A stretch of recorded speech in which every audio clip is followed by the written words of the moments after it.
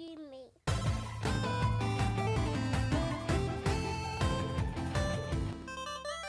For sure, man. We're getting close down to the bottom two. We're Yeah, getting bottom two, guys. two, man. So yeah, so I'll kick off the number two game of 2021 for me.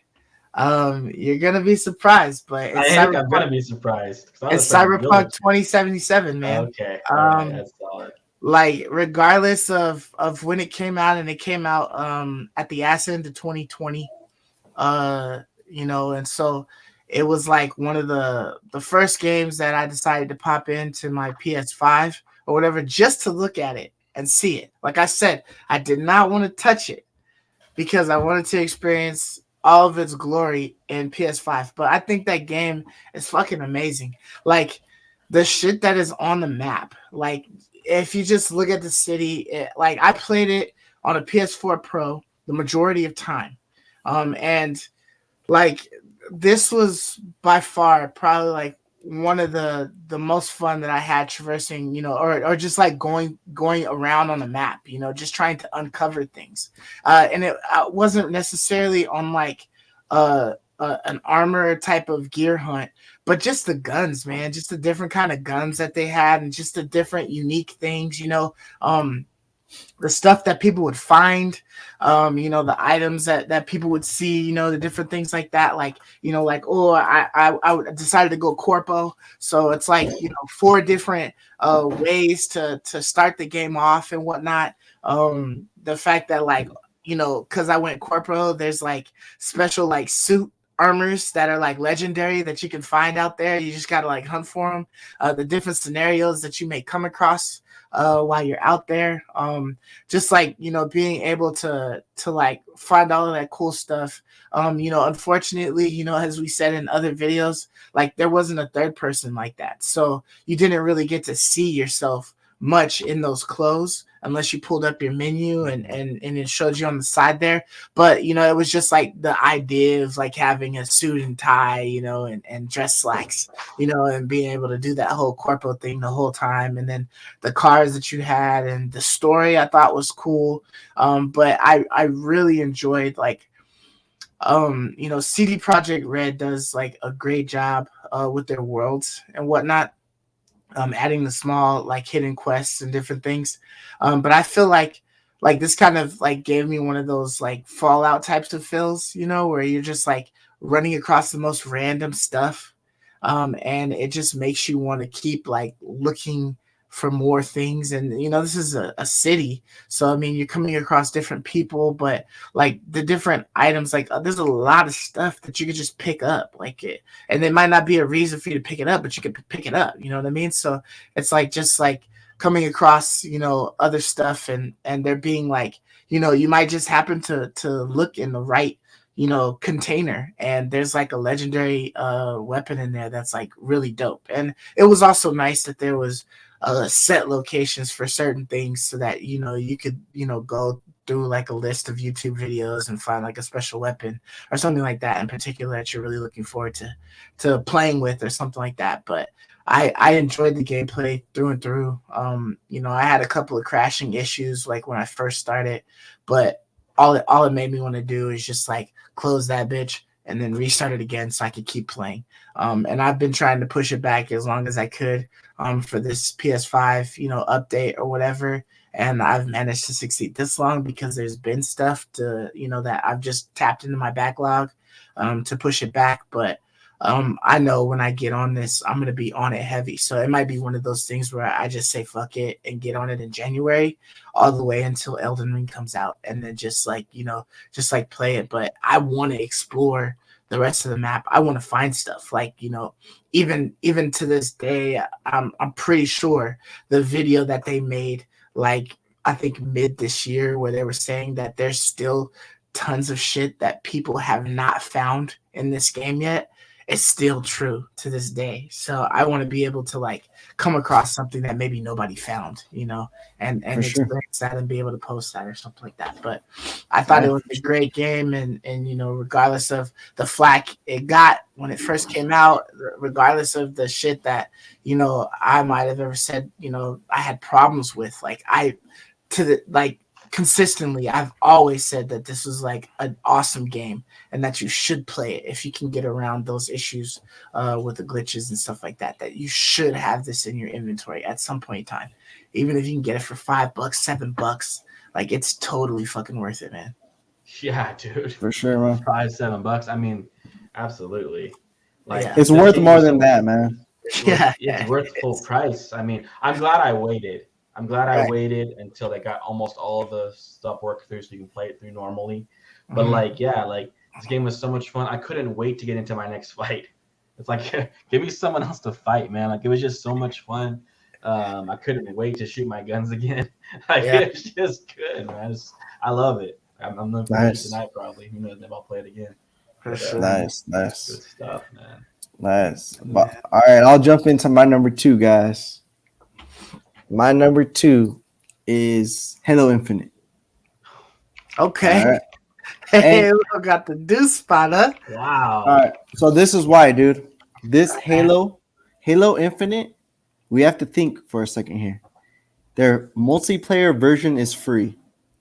I feel like this is like a pivotal time because I've been saying this internally for years. Games like Call of Duty, the multiplayer should be free. I feel like all multiplayer shooting games should be free. Like it's painful paying for the new iteration every year when they're nickel and diming you.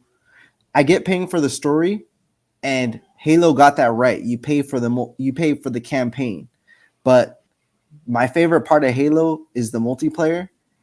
It's like I love the time to kill in this game. It brings it back to Halo 3 roots where it's really like you're kind of jousting. It's not like a Twitch shooter. Like you really have to play smart, position. The maps are incredible. The performance on a mid-range laptop are fantastic. Um, you know, I'm happy they kept pushing it back because it just plays so good and it looks so good. Hmm. I do see the faults in the campaign. Like I feel like you guys are right. The weapons, it's very archaic, man. It's like the first Halo game. Two weapons still. But they did improve. They added, this overland map. It feels more like a world. This thing is not open world by any stretch of the imagination, but I feel like it's a good, step forward. But I'm putting this at my number two mainly for the free multiplayer. That there's no restrictions to the multiplayer. You get all the features for completely free, just like any other Halo game. There's some controversy about how fast you progress through the battle pass, but who cares about the battle pass? It all, for me, it's all about the gameplay, and this game feels incredible. I absolutely love Halo Infinite. My favorite was Halo 3, and I feel like this is just as good or maybe even better than Halo 3, and it's free. Like I just can't wrap my head around this amazing game being for the free 99 package. It's just I still can't fathom that. And I hope more game studios in the future, the multiplayer versions, I hope they take notes. I hope Halo Infinite is really successful so other companies can, the multiplayer aspect I think should be free because it's monetized so heavily nowadays. For So sure. shout outs to 343. I didn't think it could be done because I've been knocking 343 my whole life. I hated them after Bungie left, but honestly, this is a solid Halo game. I love it. I hope to be playing it for years to come, and I think it's an incredible game. So my number two, Halo Infinite. Nice, man. All right, Ray. Okay, my number two came this year is Deathloop. Deathloop. Oh shit, dude. Okay. Yeah, so Deathloop. It was really close to being my number one game. There's really one main gripe I have with Deathloop. Otherwise, I really love this game a lot. My Hmm. only real gripe was I wasn't a big fan of the ending of this game at all. Like I thought this is the payoff for I think like all the exploration, all the intrigue, all the mystery that you like that surrounding this game. I didn't think it was a big enough payoff at the end.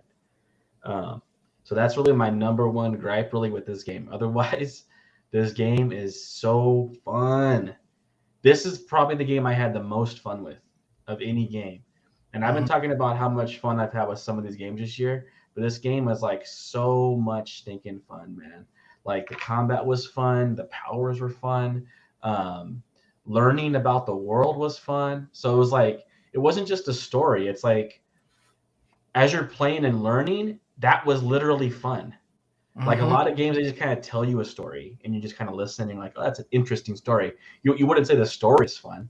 Like it's very rare when you'd say that, but here the story was fun. Like the world was a story in and of itself. I love the whole aspect of being invaded, by Yeah. Juliana at a random moment in time.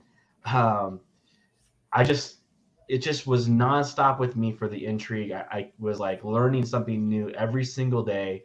It wasn't until the very end when I felt like the story let up. Otherwise, the story was so spot on the whole time. It was fun. Getting my weapons powered up, adding attachments was fun. Saving the iridium so I can use it the next day. Once again, shout out to a good roguelike mechanic. You have to give Right. people something fun to do at the end of every run. They did that here. The powers powering up this game, there's like very little I could say bad about this game. I think they did a great job. I think people who don't like it, just I guess they don't understand it. But I understand it. I get it. I think it was a lot of fun, man. I loved creeping through the world. I loved, having a second chance at life if I died. Mhm. Seeing if I can kill the visionaries without being caught everything was just a lot of fun, man. I can't say enough good about this game. So Yeah. clearly, nearly my favorite game this year. Nearly my favorite, but really good stuff. That's my number 2 game this year. Nice, man. I love that pick. I'm definitely interested to see what your number one is. I think I might know what it is looking at the list now, but I won't be too sure until we get to that point. But definitely some good stuff. We've had like quite a few things that were, pretty like spot on, like identical on our top list, just shifted in different areas and whatnot. Mm-hmm. So it's nice to like hear about them and stuff like that, and see like kind of like what page we were on, stuff like that. I love you, me.